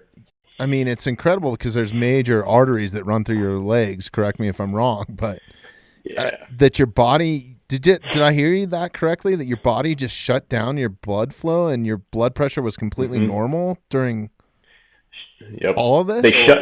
And I think it happens quite often because your body's just protecting itself, but it shunted the blood vessels, and so I would like, obviously the blood from where the legs had been taken, there's that blood, but I wasn't like actively just bleeding like crazy, and then it just kept everything calm. And I don't remember what I said, but I remember making a couple jokes to them, and it was just the weirdest, like, it's real foggy and cloudy to me, so I don't remember a ton, but when I talked to these guys that were there, they're like, yeah, you were like just calm and helping direct them to where to put things on you. And I was like, I can only take their word for it, because I don't remember much of that, because after that moment, I don't remember anything from that moment until a couple weeks later when I was being flown out of Germany to go back stateside. Man. Being in an unfathomable situation like that, because I don't understand. I mean, unless you're there firsthand, I don't think anybody can truly understand. But I appreciate you sharing that. How did you find yourself centered in a situation like that? I mean, it seemed like from what you just explained, you were pretty calm. Was that some of that your training kicking in and some of the stuff that you had learned? I mean, to pull out a tourniquet in a situation like that and immediately go into that, I would imagine it's something that's almost a motor skill, right? I think it really had to have been, and we had two on our team, so we have two medics, we have two of everything on the team, and our medics were absolutely incredible, the best 18 Deltas that I've ever run across, and they trained us so hard to the point where you get mad at them because they would train so realistically, like because there's you can train certain ways. And they had a lot of experience, and our senior medic on the team had been overseas and seen a lot of stuff, and so he brought back those lessons learned to our team, stuff about where to place your gear on yourself, how easy is your tourniquet to get with both hands, opening up your individual first aid kit, where is your fentanyl lollipop, chest seals, and so we did some realistic training on each other, and we did it all the time in full combat load, like in hot and dusty, sweating your butt off, and we trained and trained and trained and trained. And we'd seen a lot. We'd seen a lot of bloodshed on that trip. Like, it was to that point, it was all Afghans. And so they would treat the Afghan counterparts with whatever injury that they'd had, whether shrapnel, gunshot wound, or whatever. So we got to see that stuff. And I think once you see it over and over again, it's almost like becomes subconscious. And then you combine that with the training. And when we were overseas, we had this, what was called an FST, a field surgical team embedded with us. And on those teams, we had an orthopedic surgeon, a general surgeon, and we had nurses and stuff that would be stationed forward staged with us. And so when we would do those training situations, they would train with us. So we would have to say, hey, we'd simulate somebody got shot outside our front gate, and then we would have to do all the security procedures all the medical procedures, and then get them to the surgical center where they could get worked on. And unfortunately, that scenario actually did happen when we were first over there. We had what's called a green on blue. Green means friendly forces, blue means U.S. forces. And so we're coming in one of our gates, and some of the Afghans that were essentially like a Taliban turned agent shot up some of our folks right outside our gate. So we had that scenario where we had to establish security because we didn't know what was happening.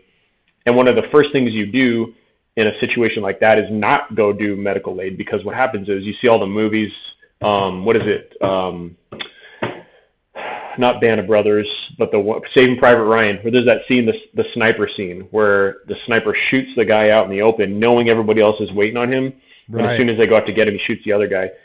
In any situation where you have like that, you have to get security. So you have to return fire, suppress the enemy, and then at the same time be yelling to that person to try to get them to perform some aid on themselves, because you could get everybody else killed if you don't go after them. And so when we had that happen, we had just been in country like 2 days. We were still like just dipping our toes in everything, and it was a chaos and a nightmare. And so we took a lot of those lessons learned and applied it to what we were doing, and it helped out a ton.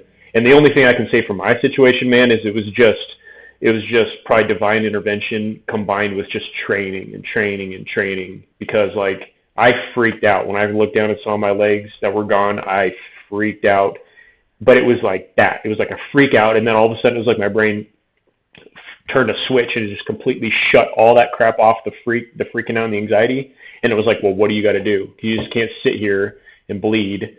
And so I was like, well, I got to put on a tourniquet. And by the time I got it on, I didn't get it tight or anything, but I was starting to do it, and then they got to me. So I think a lot of that is that operator mindset, man. And I think that's why you guys have so much success outside of the military too.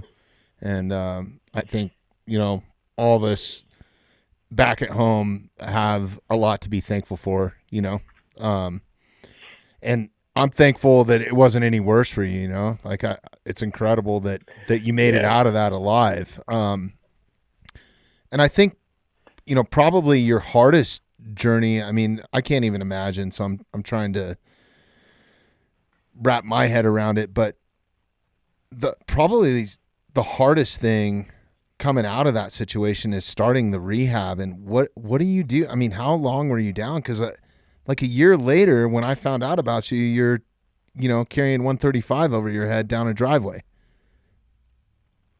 I mean, that blows me away. Yeah.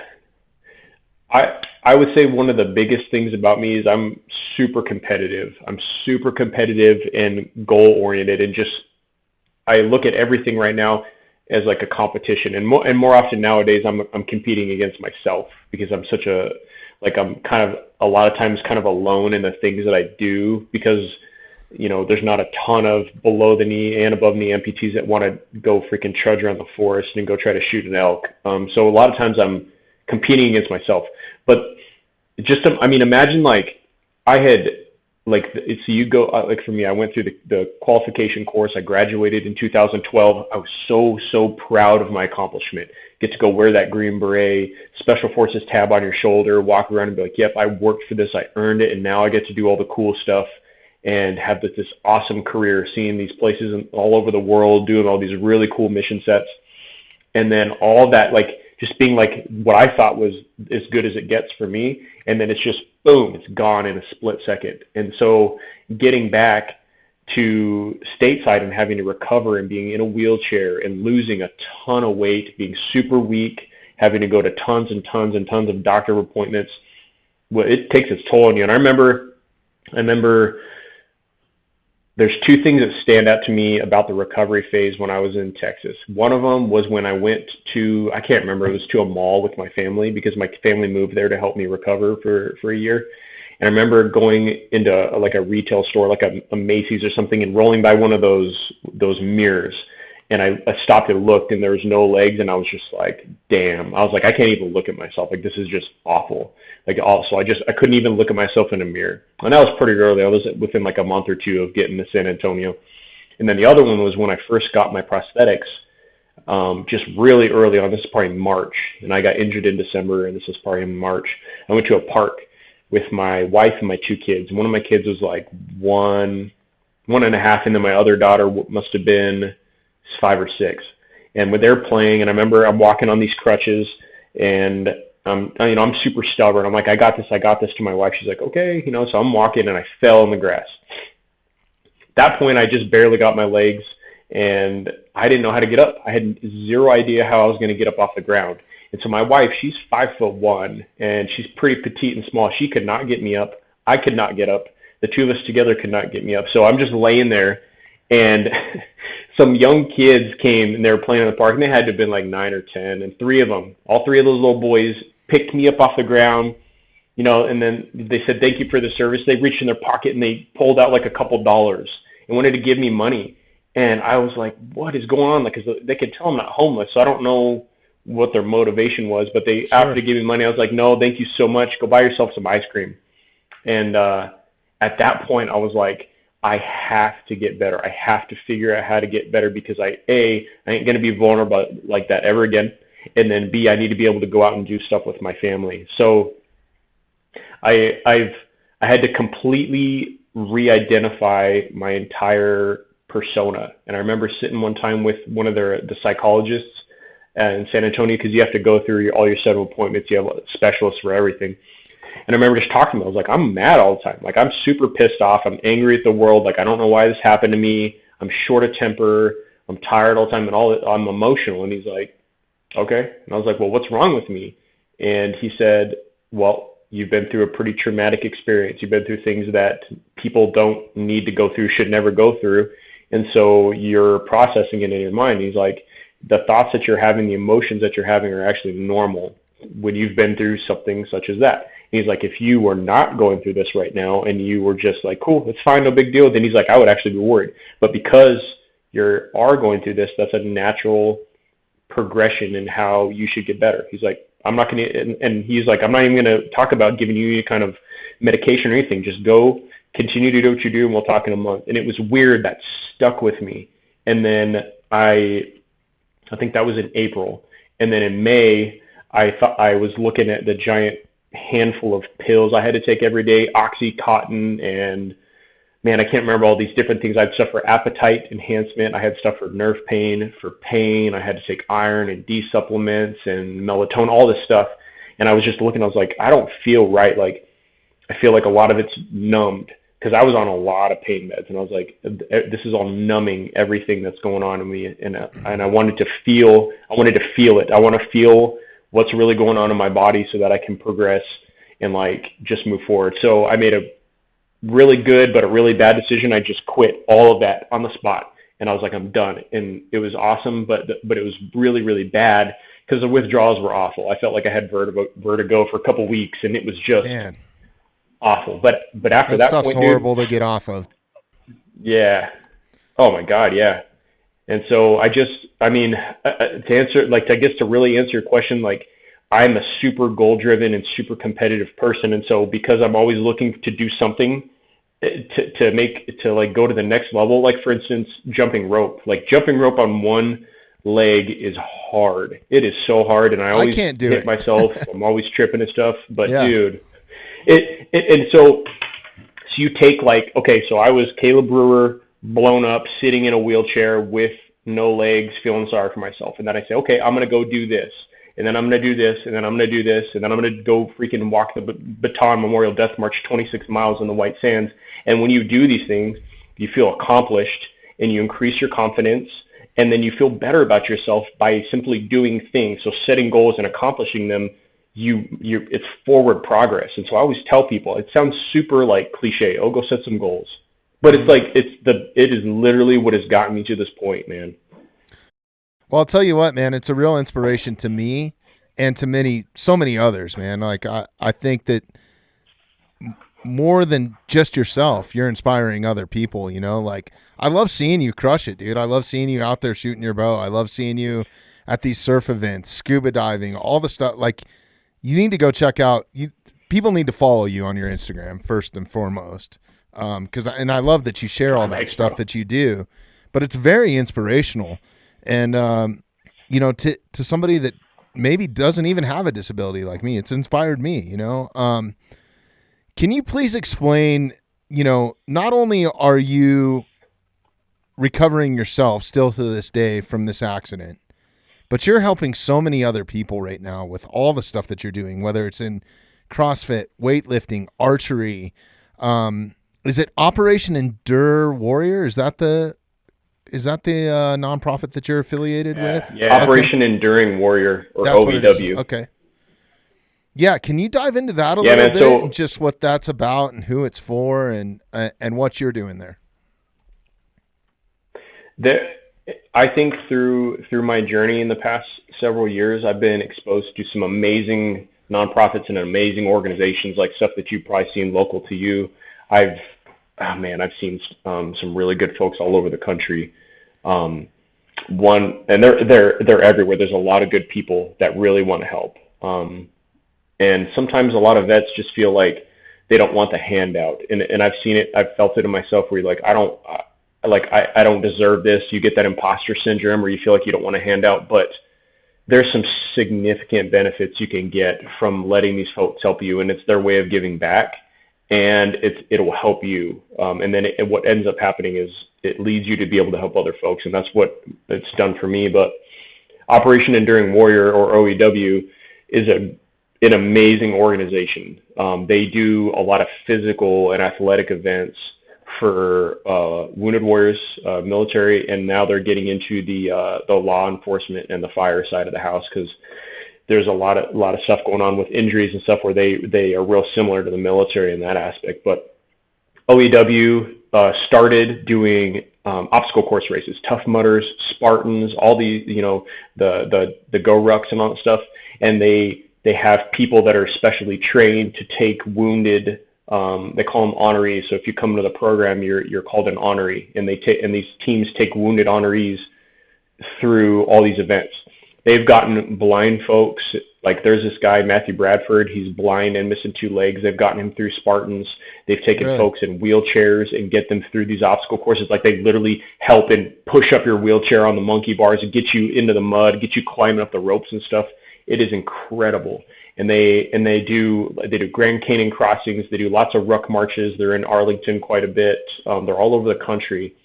And they have a scuba diving program. They have a skydiving program. They have a program called Warrior's Voice, which teaches and enables wounded vets and honorees to talk. It teaches them public speaking, has resources if you want to write a book, and gets you out to the venue so you can use your story to help other folks, because stories are kind of what keep everybody going along. Yeah. And they're awesome. And so if you look at their website right there, they got a gas mask, and everybody sees the gas mask and wonders what that means. Yeah. Yeah. So the gas mask, what it is there's a team with OEW called the MAT, the Masked Athlete Team.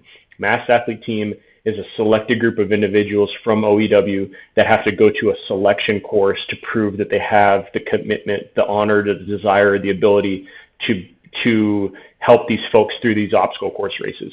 And so the reason why they wear a gas mask, and from my perception, what I think is, I know what they tell me, but my perception is 2 things. They can wear a gas mask and their fitness is exceptional.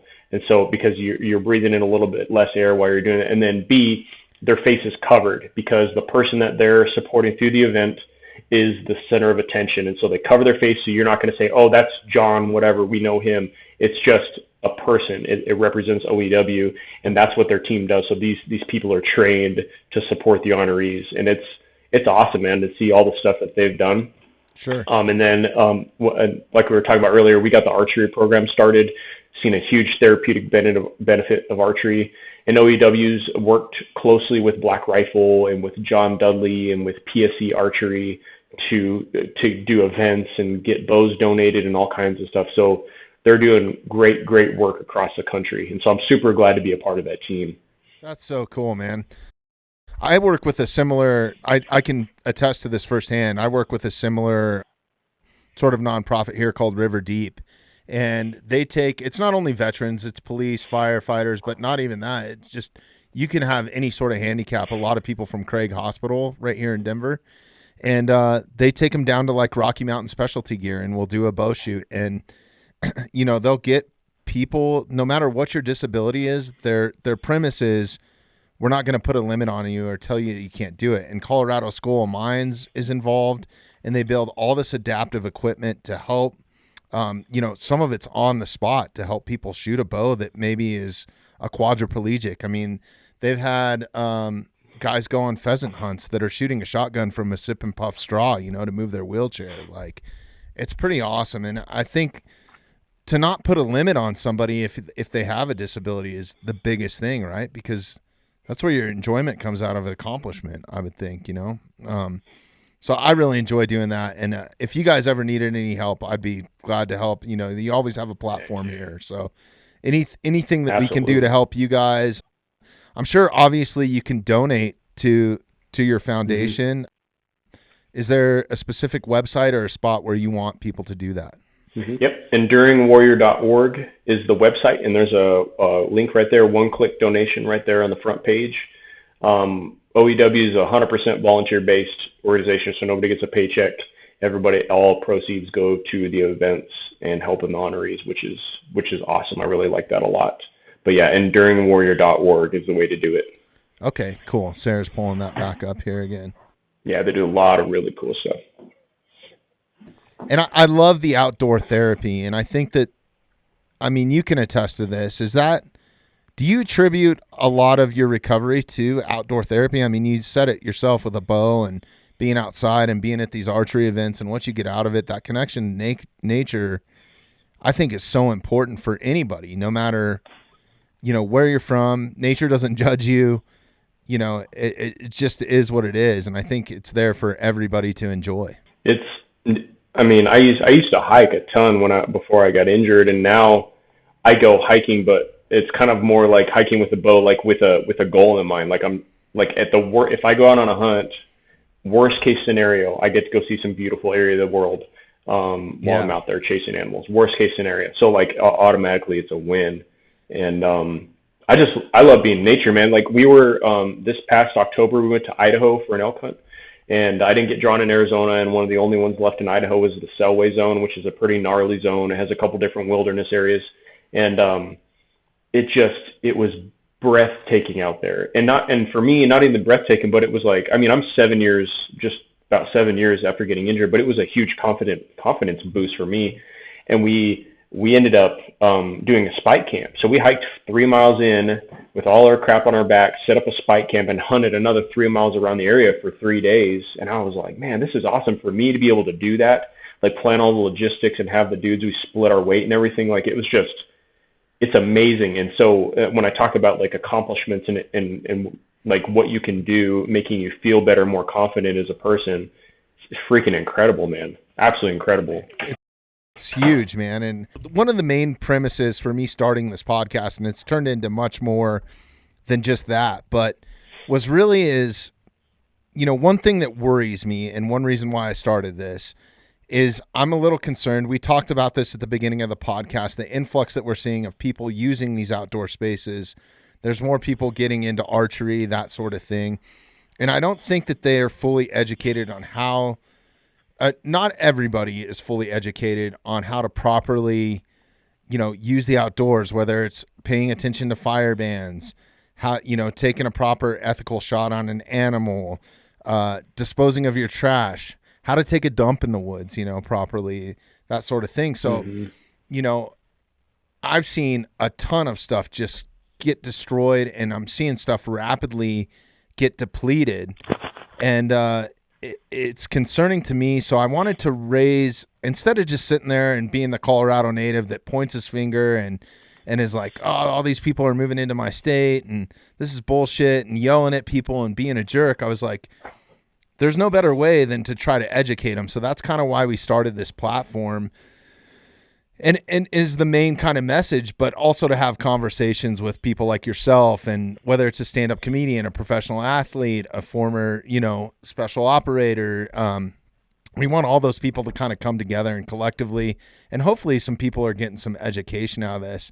And I think that one thing that's crazy about nature is it doesn't judge you, right? And it's something that can knock you on your ass. So whether you have a handicap or you're black, white, Hispanic, whatever, it doesn't matter. It's all the same. It can knock you on your ass, but at the same time, it's insane that it's so fragile in so many different ways too, So I think a lot of it comes down to us just being educated before you go out, like knowing before you go. And not only for that, I think it's for your own safety, but what are some of the most common things, and this is something that we bring up a lot on this podcast, is what are some of the most common things that you see out there that people could be doing a little bit better, or common mistakes that you see?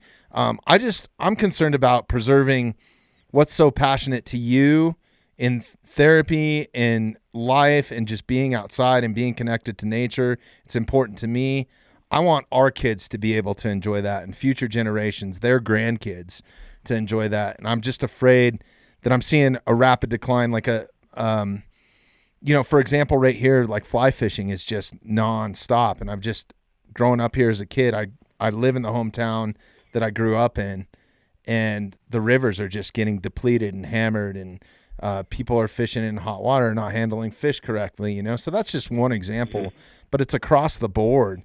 So I like to talk and bring this up in conversation because I think it varies. You're in a little bit different region, and I don't think that this just applies to the Rocky Mountains. This is a worldwide thing. It can apply to a city park, really,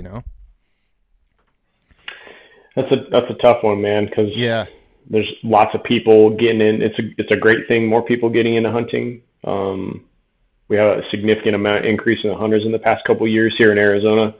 We have some pretty good hunting opportunities with archery, deer, and stuff. But I've seen in the past couple of years, I've seen a big shift.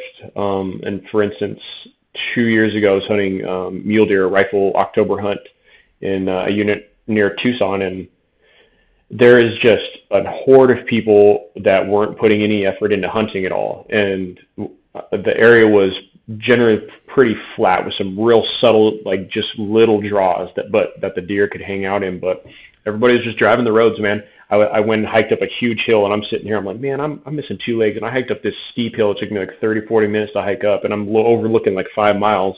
And everybody's just driving the road up and down the same road, gun out the window, and then they were blasting deer and shooting deer and spooking them and pushing them. And so what I'm seeing in that area now is the deer moved out of that area. Like they don't really go in there that anymore because people are pressuring and driving so much. And the road hunting, I know it's like I know it's helpful in some areas, but it's really hard for me when I go up like in northern Arizona on an elk hunt. And yes, it's a thick pinyon area. They're hunting for cow. It's a late hunt. Dude's literally driving up the same 1 mile stretch of road back and forth on a razor, waiting for those cows because they got to cross. They got to cross at some point because that's their area, and just blasting one out of the side of the door. That's one of the harder things. And I'm seeing, and I don't know if it's specific to hunters, but down here, since there's a ton of illegals, there is trash everywhere once you get closer to the border, man. I'll be going out, I'll see backpacks and stuff everywhere. And so, well, I guess it's not really specific to the hunting situation, but because there's so many illegals, then the border patrol is out there a ton, driving off-road everywhere. And so they're creating trails where there wasn't supposed to be trails, and then the deer are super skittish. So I'm running across deer that, like mule deer, that would be across a decent draw that bordering on a canyon 300 yards away. The second they see you, they're gone. Like they're just gone. They don't even give you a split second. And usually mule deer will they'll run a little bit and turn around and look at you. And I'm seeing the animals changing their behaviors on that. And we have javelina down here, lots of javelina. People love javelina, and they're actually a draw. It's a big game species in Arizona. You got to put it for the draw. But a couple years ago, they were an over-the-counter hunt. And because people hunted them so much, and because people were shooting, the bag limit was 2 javelina. And so they were shooting 2 javelina out of the same herd often. So they just decimated the numbers down here. And so now it's all draw. And now you have to shoot javelina from 2 separate hunts, but you can still shoot one out of the same herd. But I think, and then the distance. So it's super open out here. So when somebody's shooting, so we have pretty extremes with both rifle and bow. And I know there people like to take long shots and stuff, but I think a lot of folks will take these shots that they shouldn't take because there's a sense of urgency. Like I get it. If you're a trained expert marksman and you can put your 7 mag, shoot 800 yards and you're that good and you can do it, cool. Or if you're going to go and you're going to take a 120-yard shot on a deer, you better be trained. And so for me this past season, I hunted hard in December and January, and I had 10 opportunities on coos deer, nice coos deer, between 110 and 140 yards. And I was just like, it killed me, but I didn't even draw on them because I was like, I'm not capable enough at this point with my setup and everything. But I think a lot of people take shots that they shouldn't. Like I've read about some 150-yard bow shots and stuff, and it's crazy. I don't know, man. But I think the biggest thing, and then trash. I'm seeing trash everywhere. Yeah, trash is a big one so here. I think a lot of people that. I just think a lot of people great points, man. Don't know enough about hunting. And I think it's being educated in it, right? Like talk to an experienced hunter. Don't be afraid to ask questions. Listen to some of these podcasts, you know, from these experienced hunters. Like Dudley's got a great one, you know, guys like that, you know, really put the effort in, take the time to shoot your bow every day. And, you know, I was taught from a young age, I think it's part of your, you know, outdoor sportsmen don't take an oath, but I almost feel like you're obligated to, right? Because it's not going to be there for you in the future if you're not treating it right. So I was instilled, luckily I had some awesome family members that I still hunt with to this day that taught me, you know, the ethics of a shot. You want to take an animal quick, you know, I started archery hunting from a young age, and the very first thing I was taught was what was my range, you know, and if I was outside of it, some self-control not to take that shot because it's in the moment, you know, and there's a level of confidence, you can attest to this, that comes with archery as well, you know, and even with a gun. So a lot of it is, you know, going through your shot sequence and going through that mantra and having that limit. Like there's some seasons where I go out and it's, you know, my limit is 40 yards. I can take 70-yard shots all day long, but there's no worse feeling than wounding an animal and not being able to find it or something like that. I've done it, man. It's rough. Yeah. And I think we've all been there. Any hunter that tells you they haven't is lying, probably. Dude, I feel like you owe it to the animal to be at your best. 100%. Yeah. That's it. Yeah. And I think, you know, I think that's part of it.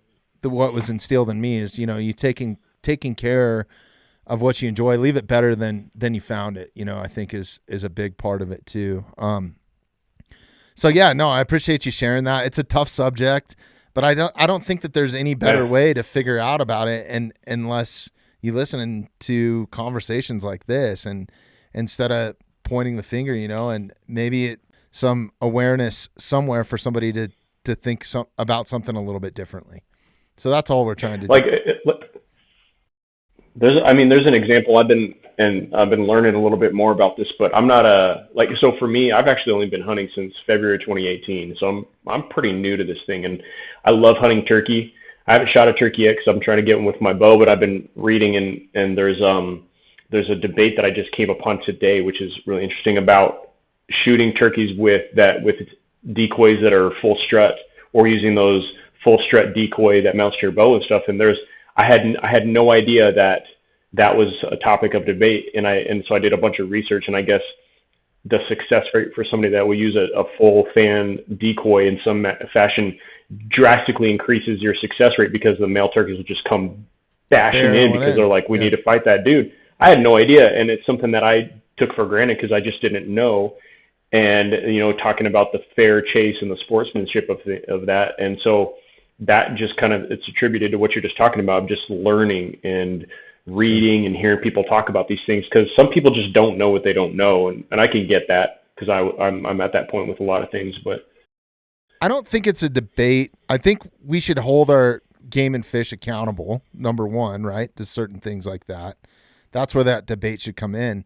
But you should know the rules front and back. We've had game wardens sit in this podcast multiple times, people from Colorado Parks and Wildlife, search and rescue, government agencies, and a lot of it is knowing the rules, right? And if you don't, it's poaching, man. It's illegal, right? So I think that's a big thing, you know, pay attention to bag limits, especially like going back to fishing, just for example, one stream here, there can be 9 different regulations on one stream depending where you're at on that stream, and you can cross them by walking.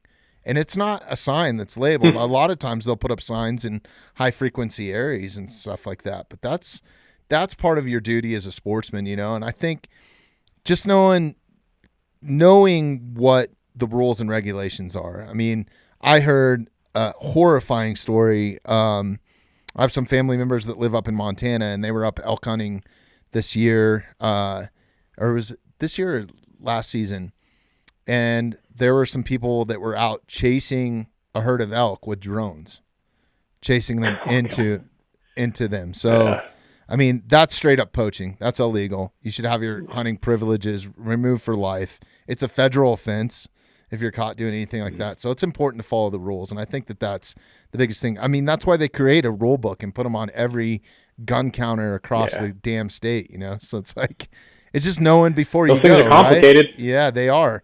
And, you know, one good thing, I can't attest to Arizona, but Colorado, you can call them up and ask them a question if you're unclear, which is pretty cool. You know, they have people that are there standing by the phones. And, you know, I think another big thing a lot of guys skip out on, and I've been guilty of it too, you get busy, is a lot of times they'll call you and they want that survey from your last hunting season. You know, you had a deer tag, a bear tag, and an elk tag.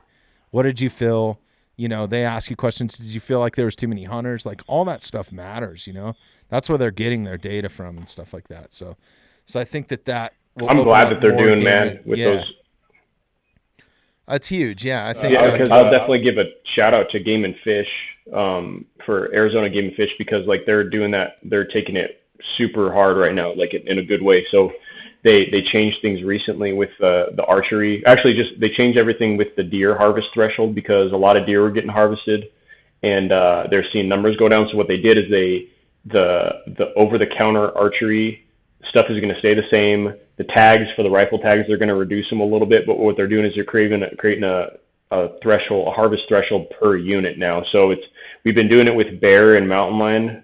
Lead up to it, so you have like every week you have to call and see if the unit's closed down, if they shot enough, really? They met the quota for deer. Yeah, wow. So deer, they're doing it now too, and because a lot of deer are getting harvested, and it's unfortunate about the mule deer down here in southern Arizona, like the desert mule deer, like the numbers are going down pretty quick, and the coos deer are kind of taking over a lot of the areas. But what they're going to do now, and they're going to enforce it in 2023, but if you don't fill out the hunter questionnaire, regardless of whether or not you harvest it or not, they're not going to let you put in for the elk or the pronghorn draw, is what I understand. So they're going to say, here's your incentive. We need your data because you're in the field seeing everything. And if you don't give us your data, you're not going to be able to put in for the draw.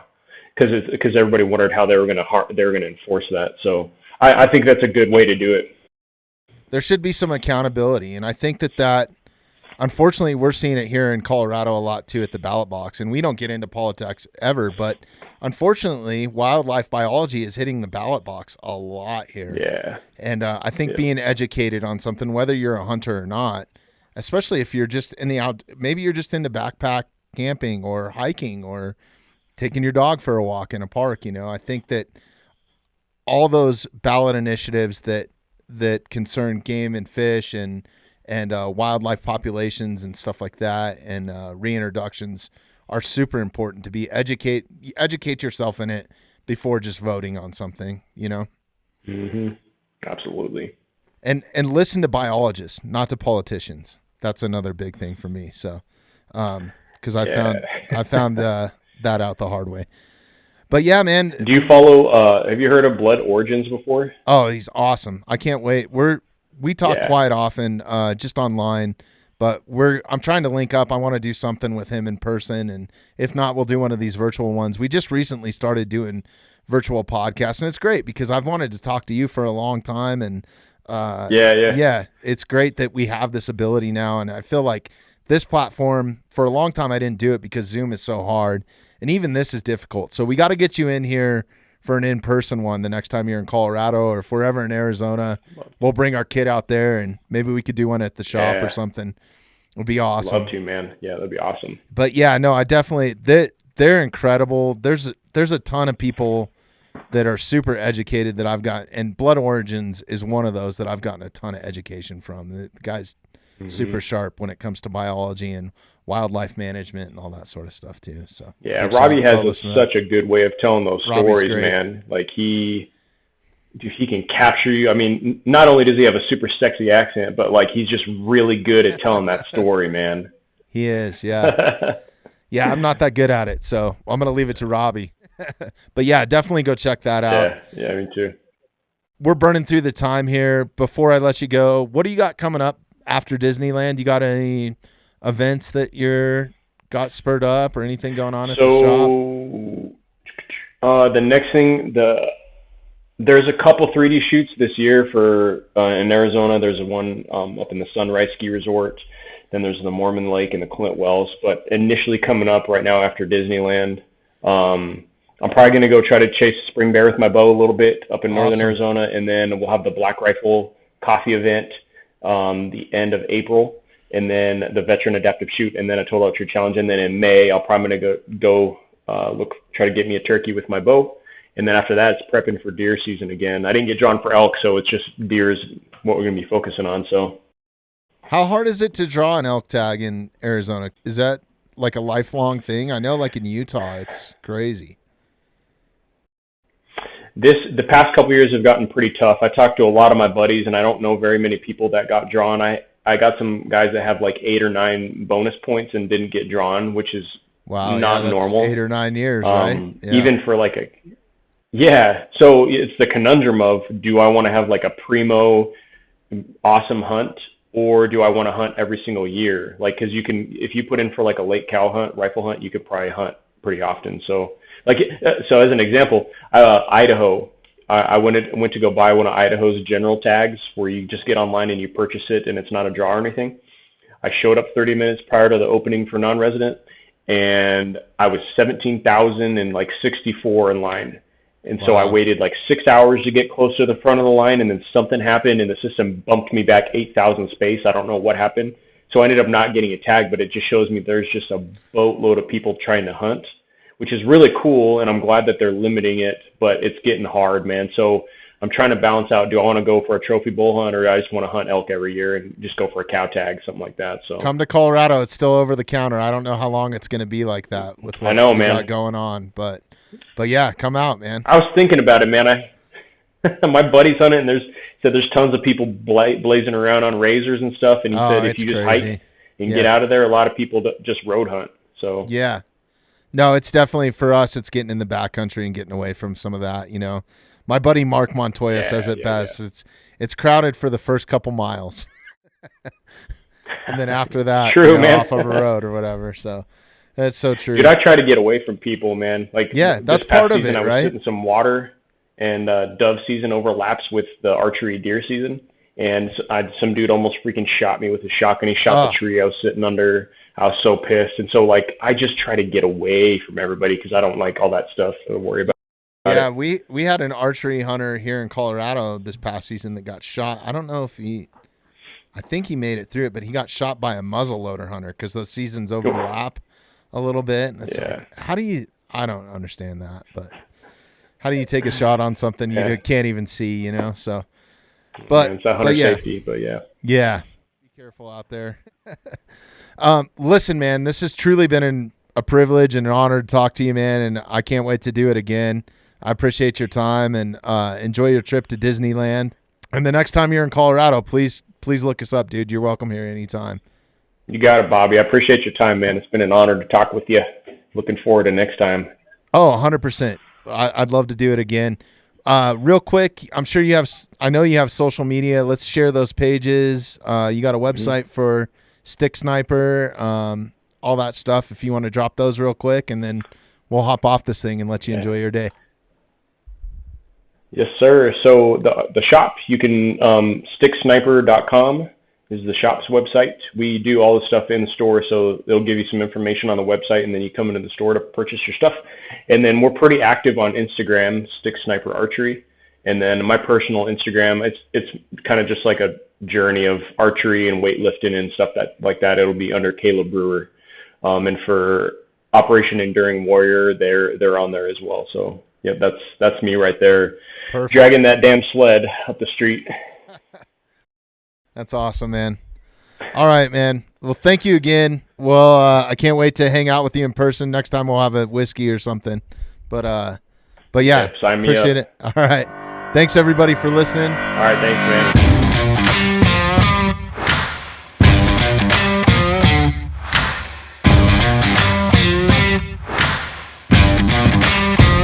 Thanks for listening to the Mountainside Podcast. If you haven't had a chance to do this already, please take a moment, follow, like, subscribe, or rate on whatever platform you catch the Mountainside Podcast at. Also, if you'd like some more information on upcoming episodes, safety tips, access to all of our affiliates, and all the badass discounts that we get here at the Mountainside Podcast, check out themountainsidepodcast.com. We wanted to let you know that the Mountainside Podcast is now available on Patreon. If you'd like access to bonus footage, behind-the-scenes content, ad-free listening, and much more, simply find the link in our bio or visit patreon.com/themountainside. This episode of the podcast is brought to you by Black Rifle Coffee. This is what you will find in my cup. I have been drinking Black Rifle Coffee daily. I am a coffee fanatic, and there is no better flavor tasting coffee than Black Rifle and their multitude of roasts. One of my favorite things is the coffee subscription, where you can mix and match multiple roasts and change it up on a monthly basis. Black Rifle doesn't only offer subscriptions, you can buy all your coffee needs individually, including badass apparel. So whether you're looking for whole bean, ground, steep bags, espresso ready to go and right out of the can, instant coffee, Black Rifle's got you covered for whatever your coffee needs are. So if you want a full-flavored, amazing tasting coffee, then I highly recommend Black Rifle. One of my favorite things about this company is what they do to give back. A portion of the profits from every bag of coffee sold goes to active military, veterans, first responders, and amazing causes to help the men and women who serve or have served America. And that's not the only thing that Black Rifle is giving back. Because you're a Mountainside listener, you can save 20% off of all Black Rifle products every time that you visit blackriflecoffee.com. You can save 20% off your entire order simply by using the promo code Mountainside. It's very simple. Visit blackriflecoffee.com, use the promo code Mountainside, all one word, at checkout, and you'll receive 20% off your entire order. We are also brought to you by Uncanna CBD. If you're looking to trust a natural solution, then look no further than Uncanna to help you curb anxiety, get better sleep, helping with long-term pain, joint mobility, muscle recovery, and many other benefits. Then you need to try a full spectrum or broad spectrum CBD, and the only brand that I trust is Uncanna. I use their products daily, and I can attest to you of how well it works. Uncanna is also veteran owned and operated and is just an incredible company that lives in the outdoors. Whether they're sponsoring professional rock climbers, dirt bikers, skiers, and many other athletes, helping veteran communities get outside, this is an incredible company with an incredible product. Because they are a sponsor here at the Mountainside Podcast, and you're listening to this ad right now, you can receive 10% off your entire order every time that you visit uncanna.com. All you have to do is simply enter promo code TMS at checkout to receive 10% off your entire CBD order, apparel, canine products, or whatever Uncanna has to offer just by simply typing in the code TMS at checkout. Once again, that's promo code TMS at uncanna.com. We are also brought to you by Onnit. Onnit is an amazing company based right here in the USA, helping humans reach peak performance mentally and physically. Listen, this is not just another supplement company with the same old, same old. Onnit's diverse lineup of products and supplements are backed by science and research. Onnit offers supplements to help sports performance, energy levels, your mood, sleep, brain function, focus, immune system, digestive health, and that's not all. Onnit also has amazing fitness programs, equipment, apparel, and you can now save 10% on all of it. Just visit onnit.com, that's ONNIT.com, and use the promo code TMS at checkout to receive 10% off your entire order.